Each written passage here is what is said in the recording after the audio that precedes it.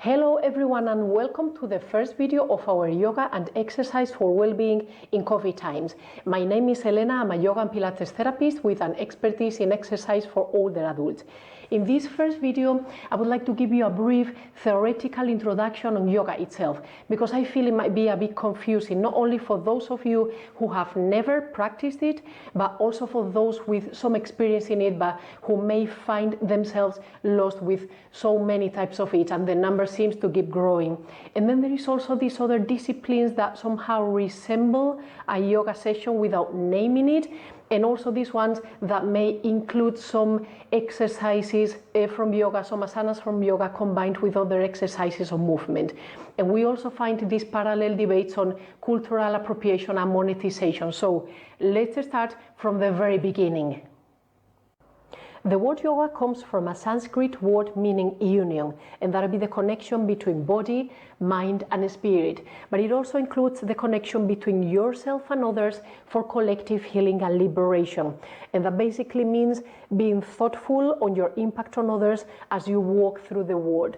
So the general belief is that yoga originated around 5,000 years ago in India, but more and more research suggests that the therapy may have first come about in Egypt, in the northeast of Africa, where a practice was created known as kemetic yoga. So according to this theory, it is likely that people from the northeast of Africa migrating to what we now know or call Middle Asia took this practice with them, and there in Asia it was adopted and restructured.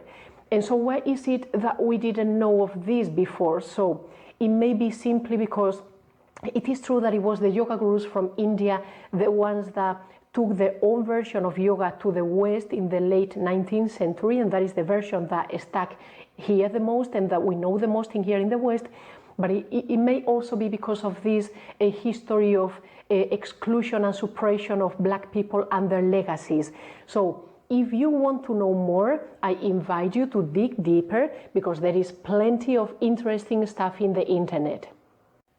So yoga, as we know it, is like this very ancient tree, and it's got different branches and each go different ways. So now we are not talking about the different styles of physical yoga, but more about paths of yoga, and each of these paths will have its own history and philosophy and intentions, but they are all sharing the same roots. There are 6 main paths of yoga, which are Raya Yoga, which aims to control the intellect and thoughts through meditation. Jnana Yoga, the yoga of knowing, of realizing the truth of oneself through the study of philosophical and yogic texts. Tantra Yoga, which explores all sensations and energies that weave through the body and mind. Bhakti Yoga, the yoga of love and devotion towards a chosen deity or God. Karma Yoga, the yoga of action based on selfless service and acting without expectation of benefiting. And Hatha Yoga, which aims to change the physical body and mind through movement. So among these 6 paths of yoga, Hatha Yoga is the one that uses the physical body the most. So if you go to a gym or a leisure center, or if you take part of a yoga sessions within a wider wellness program, you are likely to practice one of the styles within Hatha Yoga. And this may be Vinyasa, with poses that flow from one to the other.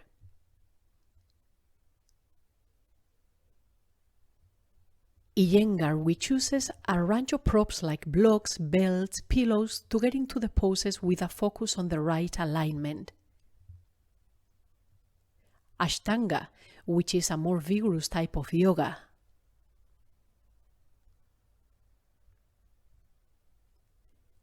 Kundalini, that uses asanas but also other kinds of exercise together with other elements like chanting and mudras.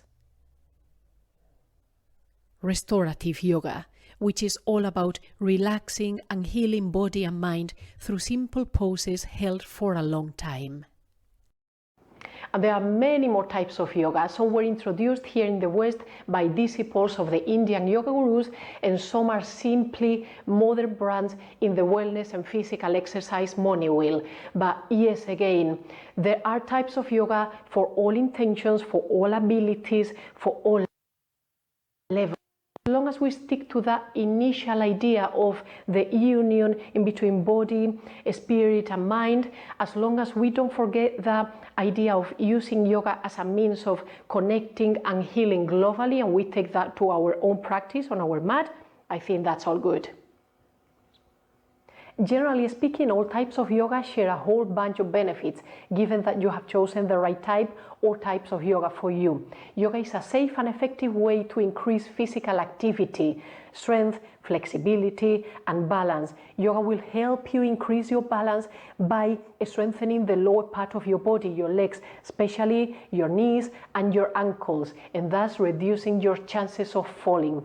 Yoga can help people with depression, with stress, with anxiety. It's very good with people with high blood pressure, with chronic disease, with heart disease, and it is also very popular among people with both arthritis and arthrosis, because it's a very safe way to increase mobility and reduce pain. But despite all these potential benefits brought by a regular practice, we can never forget that yoga is still physical exercise. We're going to be performing asanas, that's bodily positions. We're going to be performing movements using our joints, our muscles, our whole body structure in ways that we may have never done before. So it is important that you keep safety in mind at all times, especially if you have some previous injuries or medical conditions. You just don't want to make them worse, okay? That just makes sense. So be honest to yourself as you move through your practice. Try and gather as much information as possible and use that information wisely, okay? In a way that you can maybe push yourself a bit further if you feel safe, if you can do that, or that you can just take a pause, hold back at times if you need that. So what are you likely to find when you take part in any yoga session of any given style? Well, you will find asanas, the body poses, be it seated or standing or inverted, twisted, balancing. Pranayama or conscious breathing, always in connection with the movement in one way or the other. Relaxation or meditation, usually to close the session. And as we mentioned already, some particular types of yoga like Iyengar will use props to build the asanas in a certain way, but generally speaking, the use of props is fully optional in a yoga session. So in terms of materials needed, you will simply need your comfy clothes, a non-sticky and flat surface, and that can be a yoga mat if you happen to have one, or simply the carpet floor in your own place. And of course, if you're practicing chair yoga, you will need a sturdy and stable chair, ideally with no arms, so that it will give you all the freedom of movement that you will require for the session.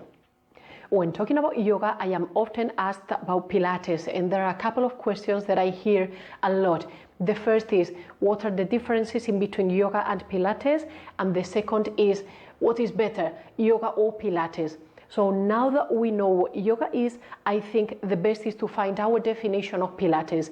And that is going to be easier and more straightforward, simply because Pilates is a more recent practice and its origins are pretty clear. So Pilates is a physical fitness system developed in the early 20th century by Joseph Pilates, who was a German physical trainer.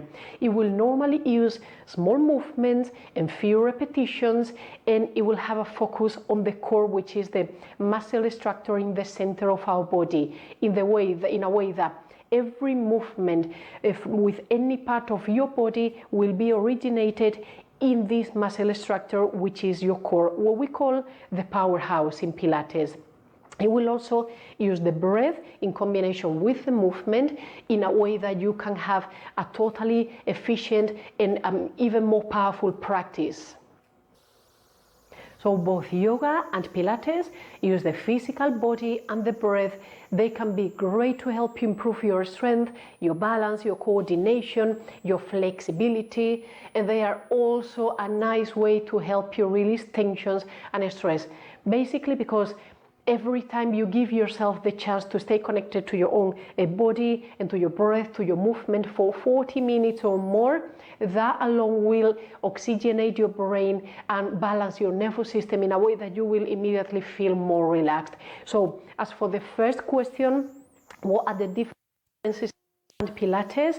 I feel this may be a bit of a question, but I would personally say in this case, physical Hatha Yoga, ancient discipline based in that connection between mind, spirit, and body. So what we're looking for in here is what we feel and how we feel it in terms of the energy that we're moving, even our emotions, if you will, the mental clarity that we are achieving.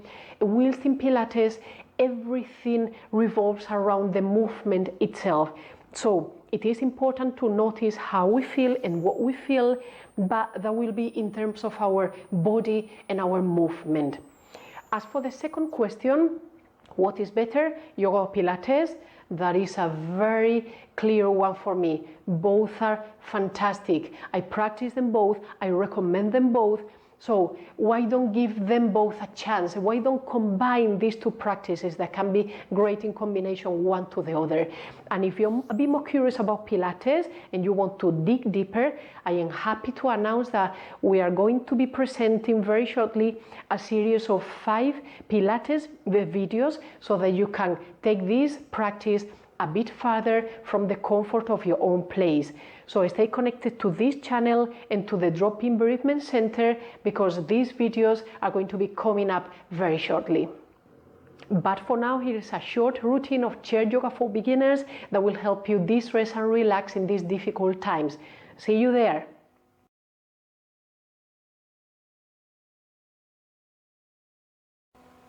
So we're going to start by mobilizing our joints, and we'll start with the wrists. Okay, so I want you to draw big wide circles with both your wrists, one direction first. We'll do the other one in a few seconds.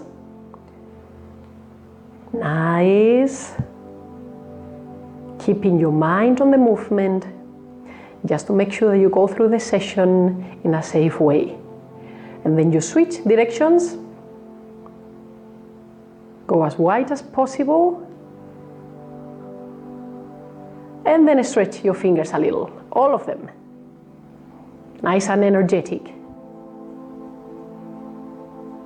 Good. Let's go for the ankles. You may need a towel for this one, but if you're okay just with your hands, you're going to grab one leg at a time. We'll do the other one in a few seconds. Again, just lift it off the floor a little, and you start circling your foot. It's feeling a bit of heat through the joint. That is what we want. Warm it up. Good. One direction first, and then the other one. And same as we did with our hands, we're going to stretch our toes in here. This one is a bit more challenging. You try and stretch them all, okay, all 5 of them. Back to the floor with that one foot, and you grab the other leg, and same thing with this foot.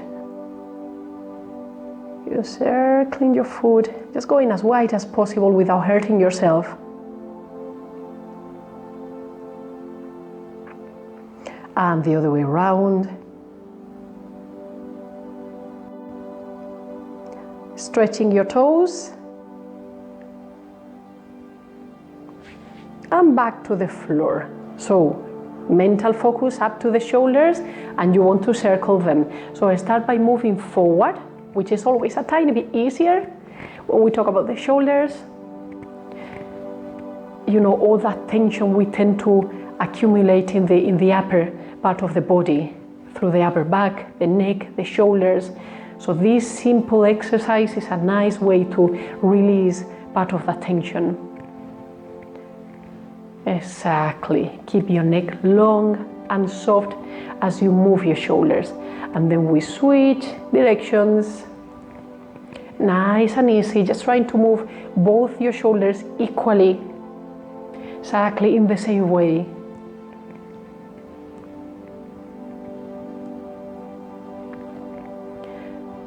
And return both your shoulders back down as if they felt really, really heavy. Open up through your chest. And we're going to work on the neck a little, and careful with this one because your neck is a very delicate part of your body, okay? So nice and gentle.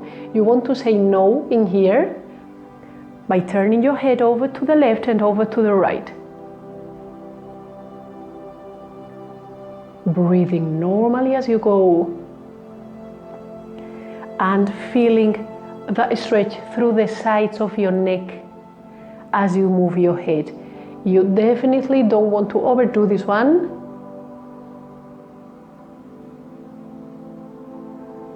Okay, come back to center, and the other way around, we're going to say yes. Okay, so you tuck your chin in to begin with, so you feel the stretch through the back of your head, of your neck. And then you face the ceiling so that you feel the stretch through the front of your neck, through your throat.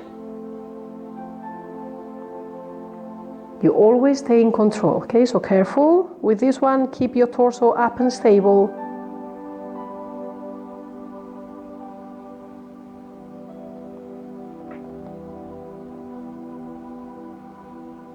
And just a couple more.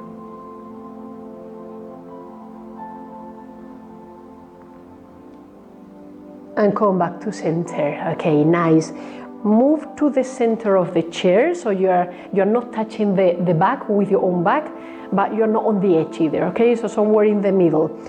We're going to build up a nice and correct position, bodily position, that we can use to start working through the session. So I want you to keep your feet parallel and hip width apart, okay? So if they are a bit wider than that, close them down, so that they are in the same line that your hips, and make sure that they are parallel. And also make sure that they are flat on the floor. So if you need a towel on the floor, go and grab one. Good. Your knees are in line with your feet. And then you're going to squeeze your tummy just a little, nothing too dramatic here, so that these muscles in the center of your body will help straighten up your spine. So you draw your belly button in just a tiny little bit. Good. And you are sort of elongating through your spine. You're feeling a tiny bit taller already. Relax your shoulders as much as you can. And feel a bit taller through your neck as well, so as if your neck were stretching. Take a couple of deep breaths in the most comfortable way for you, in the most natural way for you. So if you want to breathe in and breathe out through your nose, that's perfect. But if somehow you need to exhale through your mouth, that is also okay, whatever that makes sense for your body. Just a few deep breaths.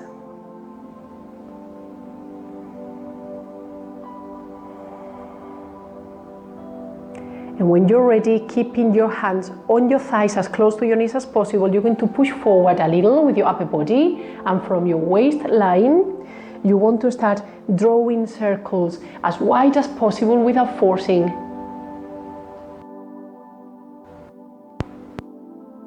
Keep your belly button slightly drawn in, so pull it in a little at all times during this exercise, okay? Keep it there. Sort of squeezing your tummy as you did before to straighten up. Exactly, so you want to draw these circles. Imagine that you have a brush on the top of your head, and you're drawing circles on the ceiling. Okay, so that is the idea, that is the visualization of the movement. And you can breathe in to the front and breathe out as you round backwards. So inhale to the front, exhale to the back. Shoulders relaxed, face relaxed. Concentrate on the movement. This is a wonderful one at so many levels. It's beautiful for the lower back. It feels a bit like a massage for your lower back, if you will, like a physical, actual massage for your lower back. So it helps decompress the area. And it's also a very nice and effective one for your digestive system. Especially if you are pulling in with your navel point, with your belly button. That will also work as a massage, again, for all your digestive organs. And it will help you avoid digestive issues like constipation or any other issues. Good. Keep working on this direction for a few more seconds. And go as wide as possible with the circles, but make sure that you stay in control, okay? So don't lose your balance because you may hurt your lower back, okay? Careful with that. And when you're ready, we're going to switch directions. So stay connected to your breath, stay connected to the movement, to the inertia of the movement. And if you're feeling comfortable, if you're feeling safe, close your eyes for the last few seconds so that you can stay fully present within the movement, within these circles, within your Sufi grinds.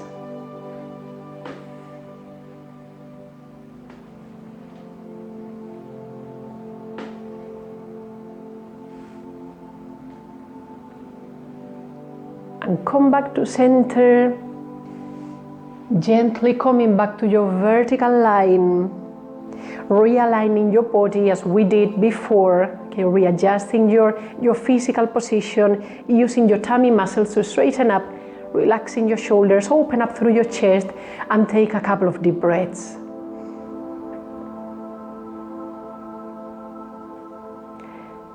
Good. And from here, I'm going to give you a couple of options. So, if your shoulders are healthy, I really want you to stretch up your arms, okay? So as if you are reaching up through your hands in here, and then you're going to release, softening through your elbows, and then we'll take it from there, okay? We'll do another thing, we'll do some other thing from here. If your shoulders are not that healthy, feel free to totally skip this part, okay? So if your shoulders are good to go, follow me, reach up with your hands. You can also follow the direction of your fingertips with your eyes. And then release, softening through your elbows. Rest your hands on your thighs. Walk your fingers through your legs. And what I want you to do is to slightly tuck your chin in and roll down, okay? One vertebra at a time, rounding your spine. Use your tummy muscles, squeeze your tummy to help you safely come back up, keeping your hands close to your legs. Straighten up from here, and we'll keep going. Reach up with your hands, then release. So you're kind of following your fingertips with your eyes, if you will. Okay, so you follow your fingertips, you follow your nails, then you let go. Your head is feeling heavy, shoulders are feeling heavy, so you let go of any tensions in here. And then you collect every part of your body again on your way back, and you use the help of your tummy. And you can do this in any safe way you feel, okay? So you can keep it a bit shorter, you can go a bit wider with the actions, totally up to you, okay? So keep going and allow me to sit sideways so that you can see the movement, the same movement from the side, okay? And you can inhale up here, and then exhale as you let go. And remember the feeling of heaviness on your way down, through your head, through your arms, through your shoulders. And exactly collecting everything, straighten up, reach up and higher. And heavy on your way down, keeping your chin in, rounding your spine. Heavy, heavy, closer to the ground every time. And we just need one more. So up and higher again. Beautiful and nice stretch up here. And another very nice one for your lower back on your way down here. Nice, and come back again using your tummy muscles.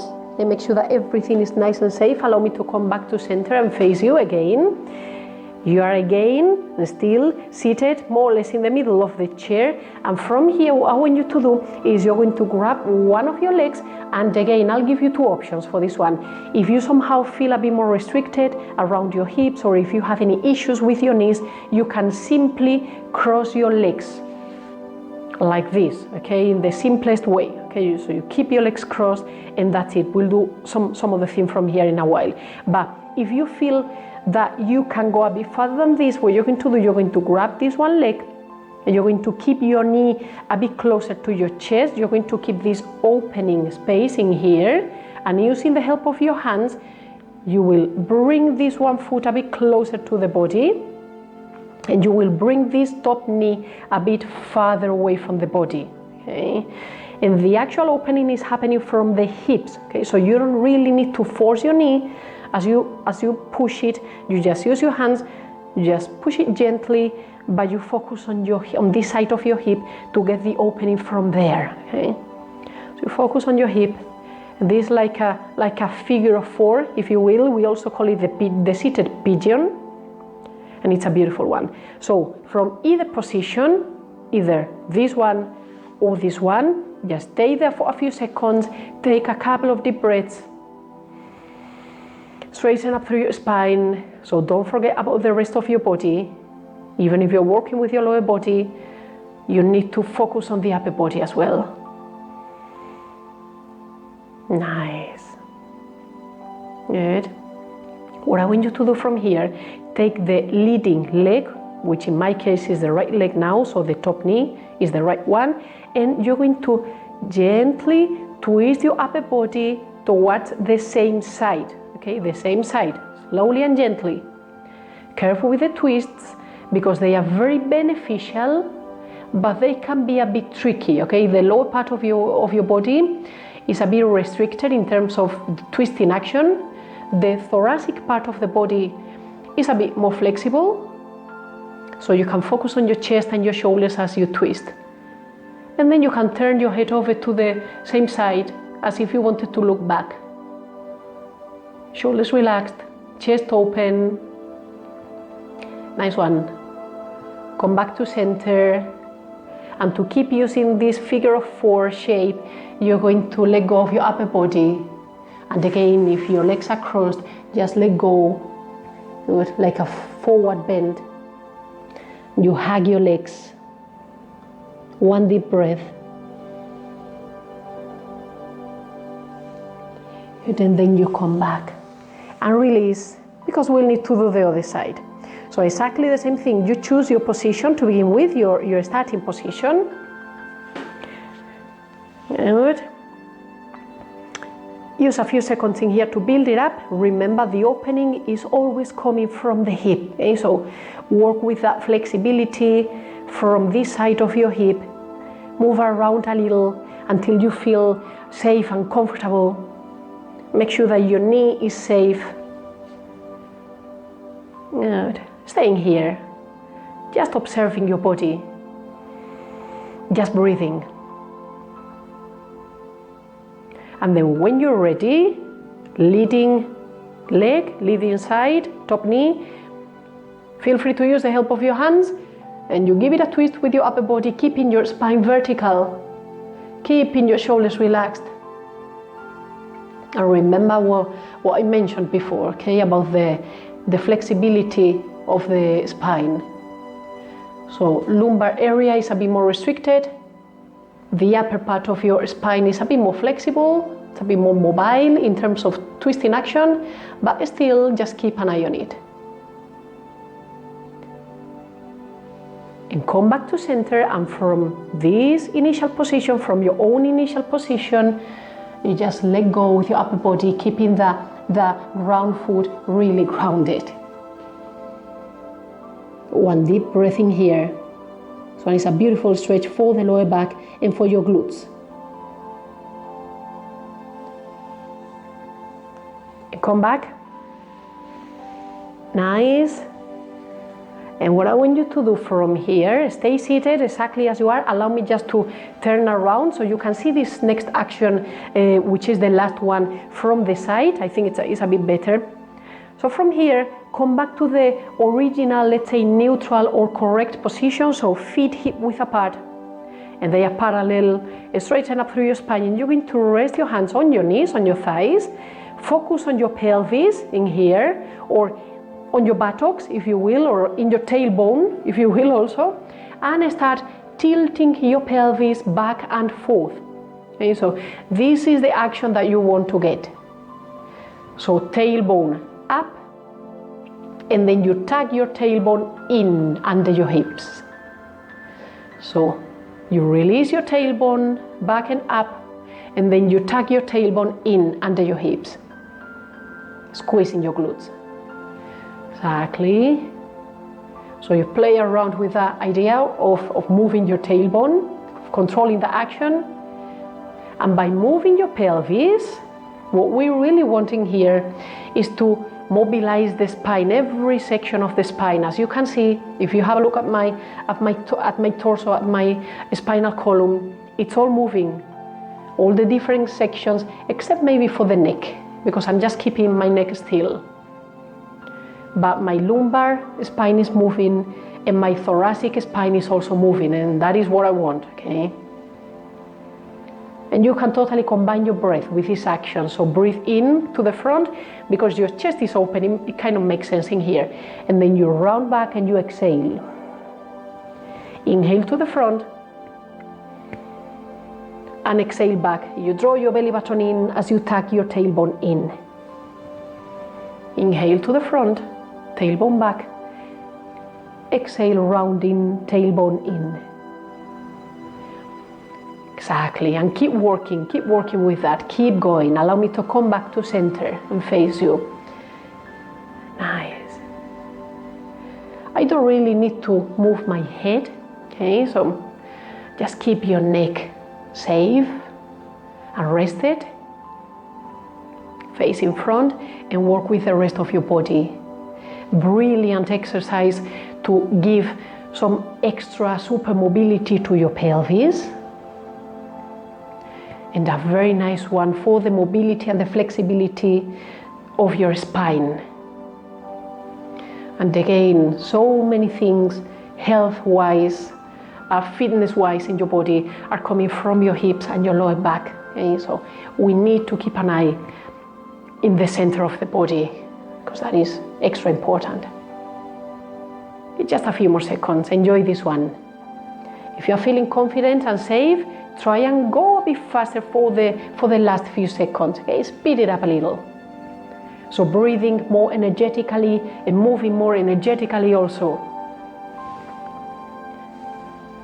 so that we are able to close up the session in this beautiful way. Good. 10 seconds. Keep it up. Faster, faster. 5, 4, 3, 2, 1, and slow down, slow down. Come back to center, come back to center. Realign. Good. Straighten up through your spine. Relax your shoulders. Couple of really deep breaths in here. Close your eyes as you keep breathing. And observe your body. Observe your body as the energy moves around the 7 physical chakras. And also observe your mind. Maybe your mind is a bit more clear now. I hope so. And listen to the sound of your breath as it goes.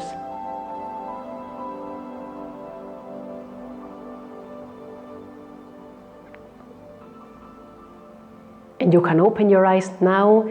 So that was it for this short routine of chair yoga. In the next video of our series, you will be able to enjoy a full chair yoga session, okay? So that you can just go a bit deeper into this practice and enjoy its benefits a bit more. So till then, have a very nice day and take care.